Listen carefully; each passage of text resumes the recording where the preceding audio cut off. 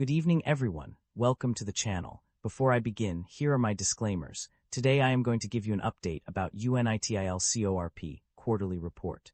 UNITIL Corporation offers a range of businesses and services including electricity distribution to over 109,400 customers in New Hampshire and Massachusetts, natural gas distribution to over 89,100 customers in New Hampshire, and Maine interstate natural gas pipeline access and transportation services through its 85 miles of underground transmission pipeline real estate management services. The UNITIL Corp UTL stock price has dropped by 21.53% in the past year due to a combination of factors. A significant contributor to this decline was the common stock offering in August 2025. The issuance of 1,393,355 shares at $46.65 per share caused a dilutive effect on existing shares, leading to a decrease in stock price. This offering represented approximately a 10% dilution for existing shareholders and put pressure on earnings per share in the near term. As a result, UNITIL's stock experienced consecutive daily declines following the announcement, ultimately contributing to its overall decline during the past year. The primary drivers of revenue growth or decline in a company's financial performance can be attributed to several key factors. Acquisitions play a significant role, with the purchase of Maine Natural Gas Company and other entities contributing substantially to revenue growth. Rate adjustments through targeted investments in infrastructure replacement and upgrade projects also increase revenue by millions of dollars. Seasonal fluctuations, particularly higher earnings in the first and fourth quarters due to increased gas usage for heating purposes, contribute to revenue growth. Customer growth is another crucial factor, with residential customers experiencing significant increases in numbers. Energy supply costs also have a notable impact, with decreases leading to revenue growth. Long-term renewable contracts may lead to increased revenue through cost recovery. Overall, these factors collectively drive the company's revenue growth or decline, making them essential considerations for investors and stakeholders. Net income and profit margins shift in 2025. The net income of a company experienced a mixed trend in 2025. In the first 9 months of 2025, it increased to $31.2 million from $31.5 million in 2024. However, in Q3 2025, there was a decrease of $0.3 million compared to $6 million in 2024. Profit margins also underwent changes across different segments. The electric segment saw its profit margin drop to 0.2% in 2025 from 0.8% in 2024. Conversely, the gas segment's profit margin decreased further to -1.3% in 2025 compared to -1% in 2024. The total company's profit margin also declined to -0.3% in 2025. The reasons behind these changes are attributed to higher rates and customer growth, as well as the favorable effects of colder winter weather. The company is indeed generating positive operating cash flow, as evident from the financial summary. The data on page 18 shows that cash provided by operating activities increased to $109.9 million in 2025 compared to $102.6 million in 2024.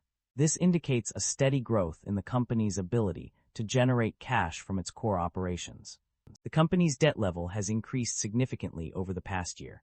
Long-term debt has risen by $27 million, from $647.3 million to $674.4 million as of September 30, 2025. This increase is reflected in the estimated fair value of long-term debt, which has also grown from $598.9 million to $626.3 million. Consequently, interest expenses have increased accordingly. Interest expense, net rose by $1.5 million to $8.9 million in 2025, while interest paid jumped from $23.6 million to $30.2 million over the same period. These changes indicate a substantial increase in debt and associated interest costs for the company. Management is optimistic about the company's outlook, citing historically favorable results in the first and fourth quarters due to seasonal weather conditions. However, they acknowledge that revenue decoupling may require adjustments to targets based on rate cases and other factors. The company's regulated operations will be subject to FASB codification provisions for regulated operations, while power purchase agreements may not qualify for derivative accounting until contingencies are satisfied. Management is exploring ways to procure offshore wind generation to comply with Renewable Energy Portfolio Standards (RPS) legislation. In terms of strategy, the company plans to expand its service territory through acquisitions and invest in new infrastructure and services. This includes recording $66.7 million of net utility plant related to the Bangor acquisition. Additionally, management is adapting to changing regulations and climate goals, aiming to achieve net zero GHG emissions by 2050. The company's plan involves a portfolio of initiatives to help meet decarbonization goals over the next 5 to 10 years, while maintaining focus on customers' long-term interests in safety, reliability, affordability, and equity. The acquisition of Aquarian Water Companies is subject to certain conditions, and the company aims to expand its supply portfolio capacity by 12,500 DTH per day in New Hampshire and Maine. The company has made several strategic moves through acquisitions and divestitures to expand its operations.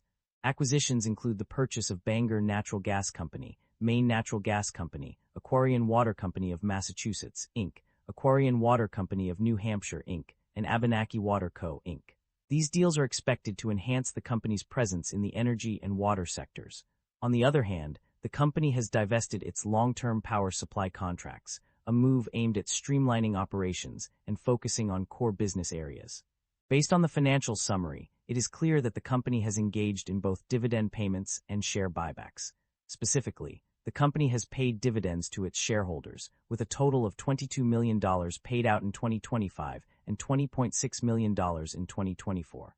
Additionally, the company has also bought back shares through two programs, an ATM program and a dividend reinvestment and stock purchase plan, resulting in a total of 43,968 shares being repurchased. Concerns about inventory buildup have been raised due to significant increases in gas and materials storage. As of September 30, 2025, natural gas storage inventory has reached $14.4 million, with corresponding obligations under asset management agreements. Additionally, there are notable increases in gas inventory from $1.1 million to $1.3 million, and materials and supplies from $13.8 million to $14.8 million. These figures indicate a substantial buildup of inventory, which may pose operational challenges and potential financial implications. That concludes the financial summary for UNITIL CORP. Feel free to comment below, and I will be happy to answer them when possible.